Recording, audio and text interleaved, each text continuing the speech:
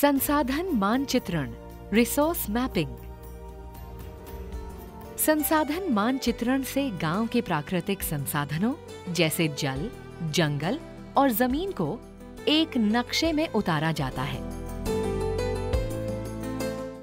वह संसाधन जिन पर लोगों की आजीविका निर्भर होती है। संसाधन मानचित्रण में गांव के सभी तरह के परिवार शामिल होते हैं। इस प्रक्रिया में संसाधनों के इस्तेमाल और स्वामित्व पर चर्चा होती है। साथ ही ऐसे संसाधनों और जमीनों की पहचान की जाती है जिनमें सुधार करने से भूमिहीन और कमजोर परिवारों की आजीविका में उन्नति हो। सब दीदी और दादा को मेरा प्रणाम, मैं हूँ जोहार। आज हम लोग संसाधन का मानचित्र बनाएंगे। संसाधन का मानचित्र बनाना क्यों जरूरी है? क्योंकि हम लोग का जमीन है, कौन वाला जमीन में पहाड़ है, कौन वाला जमीन में ऊपर की जमीन है, कौन वाला मध्यम की जमीन है, कौन वाला नीच जमीन है, और कहाँ कहाँ पर पोखर है और कहाँ ढालू है, कहाँ ढालू कम है। इसको देखने के लिए, पहचानने के लिए संसाधन का मानचित्र बनाएंगे कि किस किस जमीन में हम लोग क्या चीज बनाएंगे तो अच्छा होगा और किस किस जमीन को चयनित करेंगे और हम लोग का जमीन का पहचान भी हो जाएगा। ये वाला जमीन हम लोग का पड़ती है, ये वाला जमीन हम लोग का पहाड़ के किनारे में है जो कुछ नहीं हो पा रहा है, ऐसे ही रहते हैं सालों भर। और ये वाला जमीन में हम लोग का बहुत जमीन है जो कम उपज होते हैं, बाद में जो पानी की कमी से वो धान भी नहीं हो पाते हैं। फिर निचले वाला जमीन को देखेंगे। संसाधन मानचित्रण में 3 मुख्य स्टेप्स हैं। 1, सबसे पहले रेवेन्यू मैप पर गांव की ढलान और बारिश के पानी का बहाव और दिशा दर्शाएं।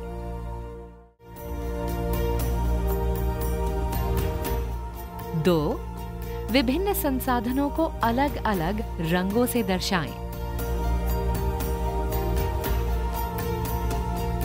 3, नक्शा बन जाने के बाद संसाधनों के स्वामित्व पर चर्चा करें और ऐसे पैच यानी भूखंड चुने जहां अधिकतर कमजोर परिवारों की जमीनें हैं।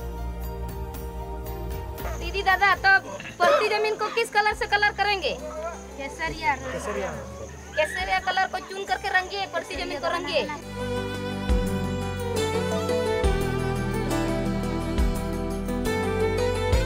छोटा वाला जमीन को हम लोग किस कलर से कलर करेंगे दीदी? भूरा।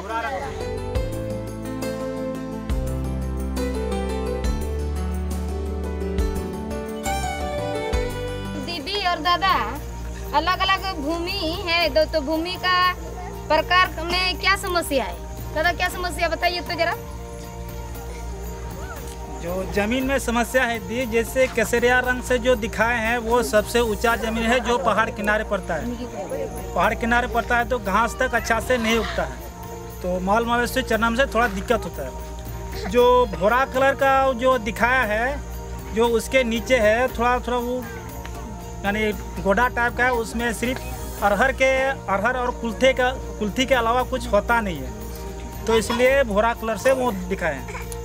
तो उससे जो तोता कलर का दिखाए हैं तो बाड़ी टाइप है, वो बाड़ी ज़मीन पड़ता है, जो उसमें पानी उतना नहीं ठहरता है, उसमें किसी मकई लगाता है और खेत के बाड़ी टाइप के बगल में जो थोड़ा ऊंचा है उसमें हल्का धान उसमें लगाता है। पानी उसमें कम, उसमें ठहरा होता है। गहरा कलर का है सबसे नीचे वाला ज़मीन, जो वहाँ पर पानी जमा होता है, अच्छा से पानी ठहरता है तो धान भी अच्छा उपज होता है। तो इस तरह से हम लोग अलग अलग रंग से वो दिखाए हैं ताकि ज़मीन को सबको हम लोग पहचान सके। ये ऊंचा ज़मीन है, ये उससे नीचे ज़मीन है, सो मध्यम ज़मीन है और नीचे ज़मीन है। सब दीदी दादा को समझ में आ जाता है कि हमने यहाँ जमीन को ऐसे बंटवारा के है, तो यही समस्या के कारण मैंने अलग अलग कलर से बांटे है ना। तब दीदी जो गरीब दीदी जहाँ कम उपज होता है तो वो वाला जमीन किस किस जगह है? जगह तो सब पर मिला हुआ है, जगह अलग अलग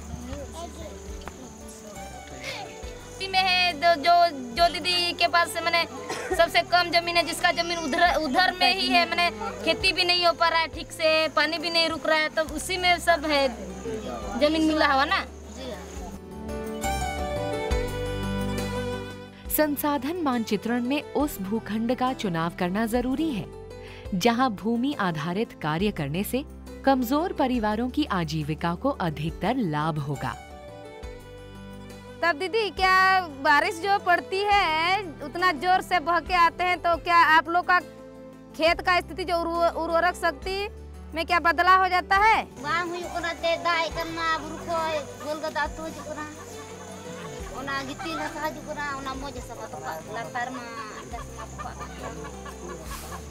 तो दीदी का कहना है कि मैंने जोर से जो बारिश पड़ते हैं तो बारिश से पानी जो बह के आते हैं उसके साथ मिट्टी कट कट के आते हैं और खेत में चला जाते हैं बह करके, तो वो जो उर्वरक अच्छा वाला मिट्टी है वो नीचे चला जाता है, क्या बालू वाला मिट्टी ऊपर हो जाता है, जो उसमें उपज नहीं होगा। अच्छा वाला मिट्टी तो वो तो दब जाते हैं, दीदी का कहना है। दीदी क्या सही बताते हैं?